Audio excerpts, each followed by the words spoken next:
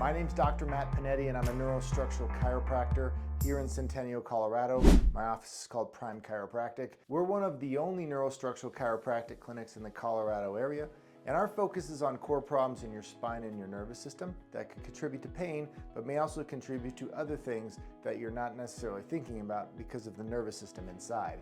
And posture is one of those potential core problems that can really affect you in a lot of ways. It may affect you in terms of how you look and your appearance, but it oftentimes is going to affect your body and how it functions and performs. Because I'm 6'4", I spend majority of my time looking down at people when I'm having a conversation with them.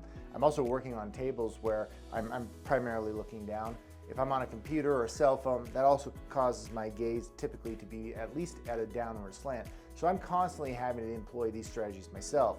All I'm asking you to do is start to do some of this stuff yourself at home. They're simple, they're easy, and extremely effective. Before I get into this video, if you're finding value from any of the videos we've shared before, or this one specifically, please make sure to subscribe to our channel and like the video. It helps our content be seen by other people that could benefit from it. The first exercise I'm going to share with you is a golden one. We call it the $1 billion posture stretch because it's that good.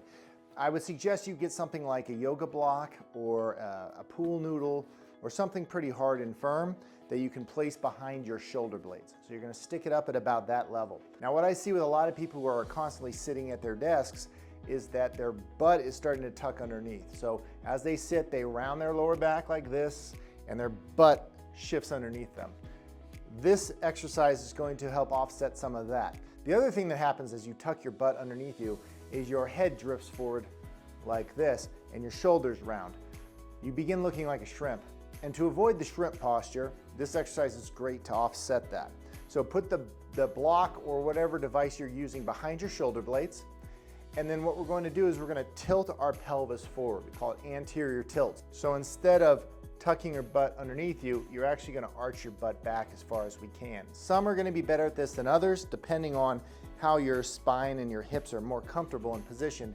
Some can get really good anterior tilt. Some are just a little more limited. Arch your lower back, don't tuck it. Arch your lower back, tilt your pelvis forward as much as you can. So if you take the block away, you'll look like this. Okay, from there, we are going to take our shoulders and pull them back and down. Your chest is going to lift a little bit, and then our head's going to be pointed up towards the ceiling at an angle, and then we're going to pull it straight back like this. So it's a chin tuck, but it's a chin tuck at an angle. And you're going to hold this position for 10 seconds.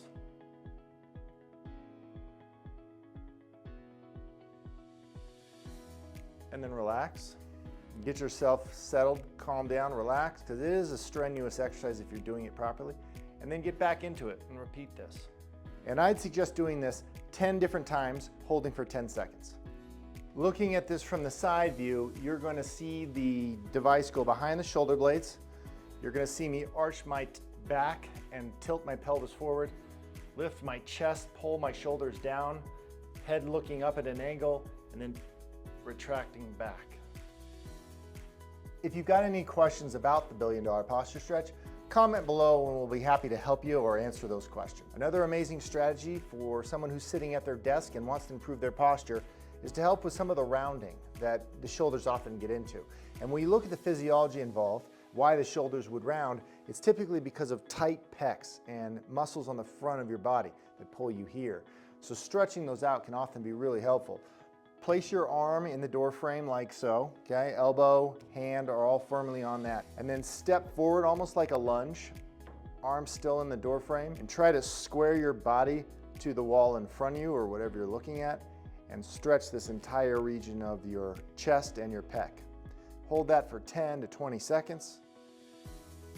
You can repeat that a couple times, 2 to 3 times, and then do the same thing with the other side. That's a great exercise to open up some of the chest, relax some of those tight muscles, and improve the rounding in your shoulders. The next strategy that I love to employ has everything to do with the position that your head is in on a regular basis when you're looking at technology. We call it tech neck, but oftentimes what we'll see if we pull back the layers and look at someone's structural imaging on an x-ray, we'll actually see that their curve, the normal, healthy, lordotic curve you should see in someone's cervical spine, has actually been lost. Their neck curve is gone. And what that means is it's essentially straightened out, or in some really severe cases, it's actually reversing back on itself. Either one are problem. That affects the muscles along the neck. It can lead to arthritis, degeneration, and problems in the spine long term. And ultimately, because your nervous system is running on the backside of your spine there, any kind of change to the position of the joints is ultimately going to affect how your nervous system works. So if you've got a straight neck or a reverse neck, you can imagine the pressure and the irritation that's going to cause for your nervous system there. And because of all the important things that your nervous system regulates, especially when we talk about the system that's found in your neck, it has a huge effect on how your body performs. So improving the curve in your neck, I think, is paramount. Here's one of the tools that I would recommend somebody starts with to start improving curvature in their neck or maintaining curve. If you're working on technology regularly, or you've got a phone or some sort of device that you're constantly looking at, you're going to want to support the neck. We don't have longevity studies 30, 40, 50 years out in terms of what we can expect a spine to look like after having that many decades just looking at screens. But we have a pretty realistic expectation of what that's going to look like because we see it happening just in smaller increments, 10 to 20 years. We know what that looks like, and it isn't good. What we can do instead is improve curvature or be proactive around it using something as simple as a pool noodle. So what I would suggest is grab something like a pool noodle. Could be a rolled up towel really tight if you've got nothing else, and you're going to stick it behind your neck like this, and you're going to lay on your back. Laying on your back with this device under your neck. And I usually shoot for 15 minutes where I'm doing nothing but laying on my back. Keep your knees bent, relax, and stay there. Be patient. It's a good exercise to just calm your nervous system and relax, not have a ton of stimulation. And if you just have to feel the need to do something, hold your phone, make sure you don't drop it on your face, and lay there. The biggest thing is that you do lay there. This device needs time. Your neck needs time under that load and tension. And as it does, it's going to help improve curvature through the spine. Now, before I finish this video, I've got two other exercises that I think we should be dealing with or approaching if we're wanting to fix our posture, especially if you're working at a desk or in an environment where you're staring at a screen regularly. As you sit at your desk, you unfortunately begin to inactivate the muscles that you're actually sitting on, primarily your glute muscles. And because those glute muscles are being turned off or becoming inactive, they're not going to fire as well when you do get up and you start to do things. The glutes, especially your glute medius muscle, is involved in propelling you forward. It extends your leg and helps push you against gravity. So whether you're climbing up a staircase, getting out of your car and standing up, or just walking through the parking lot, that muscle's active. If you want it to be functioning in a healthy way and not start to recruit muscles that aren't otherwise designed for it, for example, your lower back musculature, which is oftentimes a trigger for back pain. A lot of people don't realize that back pain is oftentimes not the real issue.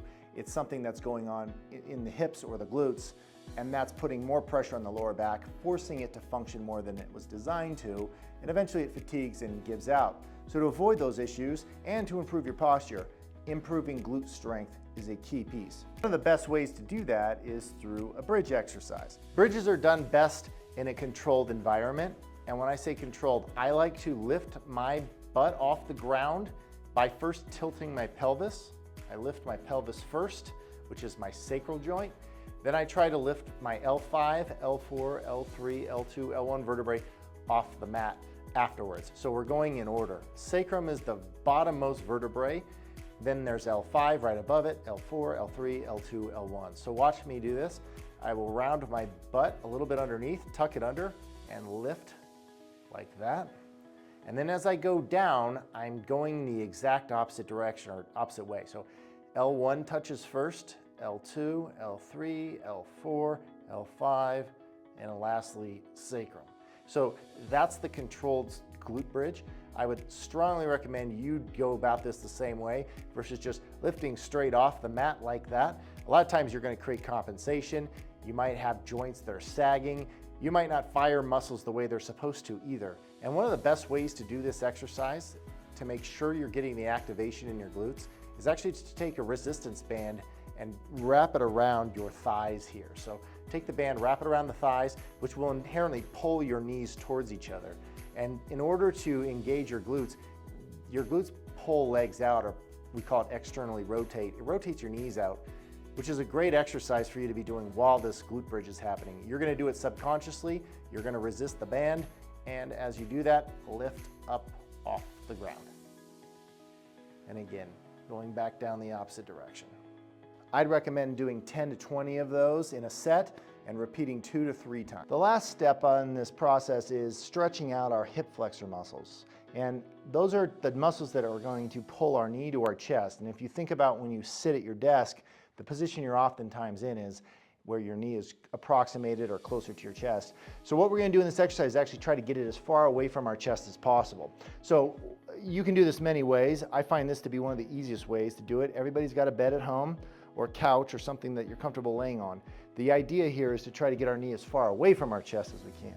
So I would lay on the side of the bed, okay? So 2/3 of your body's on the bed, the other third's off, so that you can hang leg down. You're stretching the entire psoas muscle down into your iliacus muscle.